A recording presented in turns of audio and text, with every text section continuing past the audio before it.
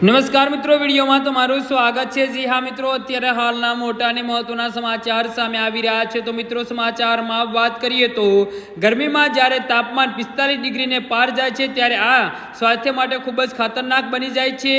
આવી ગરમીમાં લાંબા સમય સુધી ઘરની બહાર રહેવું નુકસાનકારક છે। તીવ્ર ધૂપ અને લૂના કારણે ઘણીવાર શરીરને નેચરલ કુલિંગ સિસ્ટમ ફેલ થઈ જાય છે અને એના કારણે હીટ સ્ટ્રોક થઈ શકે છે। આ માત્ર સામાન્ય ગરમી નથી પણ એક મેડિકલ ઇમરજન્સી છે, જેમાં યોગ્ય સમયે સારવાર ન મળે તો જીવ પણ જઈ શકે છે।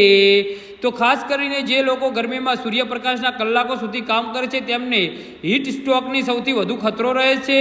લખનૌના મેદાંતા હોસ્પિટલના ઇમરજન્સી વિભાગના વડા ડોક્ટર લોકેન્દ્ર ગુપ્તાએ ન્યૂઝ 18ને જણાવ્યું છે કે આપણું શરીર ગરમીના પસીના દ્વારા પોતાને ઠંડુ રાખે છે। આ શરીરની કુદરતી કુલિંગ સિસ્ટમ છે। જ્યારે તાપમાન 45 ડિગ્રીથી વધુ હોય અને કોઈ વ્યક્તિ લાંબા સમય સુધી સૂર્યપ્રકાશ અને લૂમાં રહે છે ત્યારે શરીરને ઠંડુ રાખવાની પ્રક્રિયા ફેલ થઈ જાય છે, એટલે શરીરનું તાપમાન 40 સેલ્સિયસ તેથી વધુ પહોંચી જાય છે અને શરીરના ઘણા અંગોનું કામકાજ બંધ થઈ શકે છે। મેડિકલ અભ્યાસમાં તેને હીટ સ્ટ્રોક કહેવામાં આવે છે અને આ એક ઇમરજન્સી સ્થિતિ છે। યોગ્ય સમયે શરીરને ઠંડુ ન કરવામાં આવે તો જીવ પણ જઈ શકે છે।